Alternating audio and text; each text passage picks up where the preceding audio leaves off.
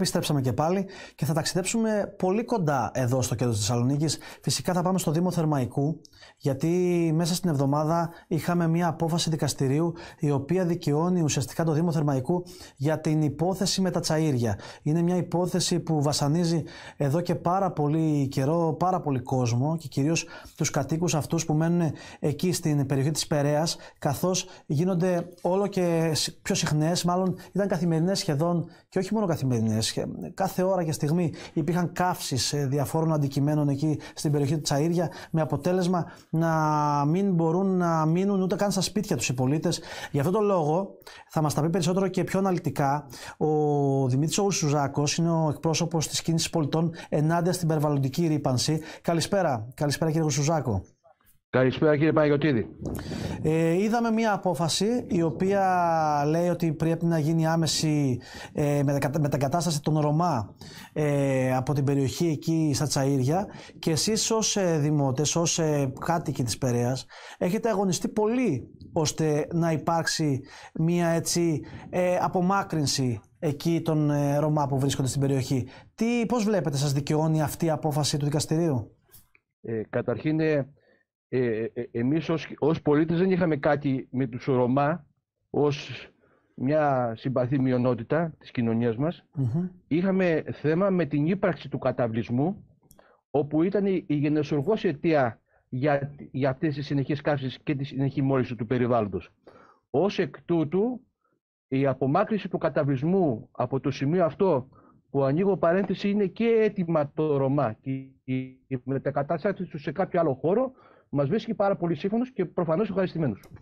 Είχε κάποια στιγμή πάρει ανεξέλεγκτες διαστάσεις το θέμα των καύσεων και είχατε κάνει ολόκληρο αγώνα. Τι γίνεται αυτή τη στιγμή? Συνεχίζονται οι καύσεις και ποιοι τις κάνουν και γιατί συνεχίζονται ακόμα, αν συνεχίζονται? Κοιτάξτε, η ιστορία δεν είναι τωρινή, είναι 15 χρονών με τα τρία τελευταία ένταση τα τρία τελευταία ένταση 19, 20 και 21 σε παροξισμό. Ενδεικτικά να αναφέρω, γιατί κάποια στιγμή σταματήσαμε να καταγράφουμε κιόλας, ότι σε διάστημα 644 ημερών είχαμε μία φωτιά ανά 5,96 μέρες και κάθε 15 μέρες επενέβαινε και η πυροσβεστική. Δηλαδή το πράγμα είχε ξεφύγει εντελώς. Και δεν μιλάμε για απλές φωτιές, κύριε Γρουσουζάκο, έτσι δεν είναι? Όχι. Μιλάμε για φωτιές οι οποίες είχαν κατά βάση την καύση υλικών όπου περιείχαν μέταλλα. Τα υλικά αυτά όμως ήταν με πλαστικά, λάστιχα, οτιδήποτε τέτοια αντικείμενα, τα οποία ως αποτέλεσμα είχαν την έκκληση καρκινογόνων ουσιών. Πάρα πολύ σοβαρό το θέμα. Υπήρχαν, όπως είπατε και στο πρόλογο σας, δεν μπορούσαμε να ανοίξουμε το παράθυρά μας πλέον. Είχατε κάνει και διάφορες έρευνες για να δείτε αν επηρεάζει την καθημερινότητά σας αυτό, την υγεία κτλ. Τι είχαν δείξει αυτές οι έρευνες? Κοιτάξτε, με δικιά μας πρωτοβουλία στις 14 Δεκάτου του 20 τοποθετήθηκαν 3 σταθμοί μετρήσεως ατμοσφαιρικής ρύπανσης. Παρατηρήσαμε ότι κάθε φορά που υπήρχε φωτιά και οι 3 συσκευές ανιχνής, τα 3 μηχανάκια, αν μου επιτρέπετε, κοκκινίζανε. Κοκκινίζανε σε πάρα πολύ μεγάλο βαθμό πάνω από τα όρια τα επιτρεπτά. Άρα ήταν λίγο φαϊνότερο ότι είχαμε πρόβλημα με την ατμοσφαιρική ρύπανση. Βέβαια η ρύπανση δεν σταματούσε στον αέρα, ήταν στο έδαφος, στο υπέδαφος και στη θάλασσα και στους υδροφόρους ορίζοντες, έτσι. Δεν σταματούσε εκεί. Και μιλάμε για μια περιοχή που είναι κοντά στο αεροδρόμιο, έτσι δεν είναι, κύριε Γρουσουζάκο? Συγγνώμη? Και μιλάμε για μια περιοχή που είναι πολύ κοντά, δίπλα ουσιαστικά στο αεροδρόμιο. Αυτό ήταν μια ακόμα παρενέργεια, οποίο είχαν τεθεί και με έγγραφο της Υπηρεσίας Πολιτικής Αεροπορίας, όπου τίθενταν σε κίνδυνο η ασφάλεια πτήσεως των αεροσκαφών. Και μέχρι τότε κανείς δεν είχε κάνει κάτι όμως όλο αυτό το διάστημα? Κοιτάξτε τώρα, για μεγάλο χρονικό διάστημα, εμείς τώρα ως κίνηση, να μην σου πούμε ότι δήμους, περιφέρειες, αποκεντρωμένη διοίκηση, μαζικά μέσα ενημέρωσης, φτάσαμε μέχρι και τον Πρωθυπουργό. Στείλαμε υπόμνημα που εξηγούσαμε και περιγράφαμε την όλη κατάσταση. Ταυτόχρονα τώρα ο Δήμος Θερμαϊκού με τον κύριο Τσαμασλή, κάπου εκεί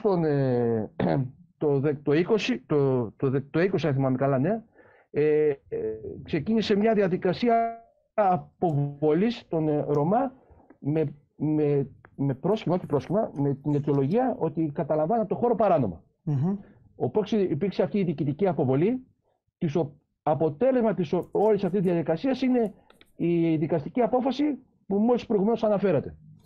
Συνεχίζονται οι καύσεις, κύριε Χρυσοζάκο, τώρα πλέον? Οι καύσεις πλέον συνεχίζονται, όχι σε τόσο μεγάλο βαθμό, πρέπει να παρατηρήσω.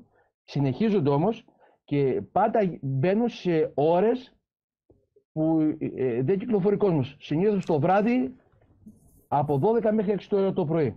Όπου ξέρετε και λόγω καιρού το έχουμε κλειστά και τα παράθυρα, δεν τις αντιλαμβανόμαστε. Το κακό όμως γίνεται. Πιστεύετε ότι θα τελειώσει κάποτε αυτό το θέμα? Έτσι πως το βλέπω εγώ τώρα, και αυτή είναι η προσωπική μου εκτίμηση. Συγχωρείτε. Καταρχήν, νομίζω ότι σε νομικό επίπεδο το θέμα κρίθηκε ότι πρέπει από εκεί ο καταβλισμός να φύγει για καλό όλων. Και του Δήμου και το Ρωμά και του υπόλοιπου κόσμου εδώ πέρα. Και όχι μόνο του Δήμου, θα έλεγα και όλες τις Θεσσαλονίκης. Γιατί ξέρετε, η ρήπαση δεν καταλαβαίνει από σύνορα κτλ. Πάει παντού. Ακριβώς. Ανάλογα που πάει ο αέρας. Είναι πολύ απλό. Τώρα, βλέπω ότι εκεί τίθεται ένα θέμα μετακατάστασης. Νομίζω ότι πλέον, όπως άκουσα και τον κύριο Δήμαρχο να λέει, ότι πλέον η πολιτεία πρέπει να ενσκύψει και να του μετακαταστήσει κάπου αλλού. Μέχρι να βρεθεί αυτό το μέρος. Και εκεί θα πρέπει να. Και πότε θα βρεθεί αυτό το μέρος? Όπου και να εγκατασταθούν, και εκεί θα πρέπει να παθούν τέτοια μέτρα να μην ξανασυμβεί το ίδιο. Ακριβώς, και επίσης είναι το ζήτημα ότι αυτοί οι άνθρωποι πρέπει να πάνε να μείνουν κάπου, συμφωνούμε όλοι, αλλά πόσο καιρό θα κάνει να βρεθεί αυτό το μέρος και πού θα βρεθεί αυτό το μέρος και ποιος θα δεχτεί να το παραδώσει αυτό το μέρος ώστε να μετακατασταθεί αυτός ο οικισμός εκεί πέρα. Είναι ερωτήματα που πραγματικά χρήζουν απαντήσεων και δεν ξέρω ποιος μπορεί να τα δώσει άμεσα. Ακριβώς τώρα μου επιτραπεί και ένα λογοπαίγνιο.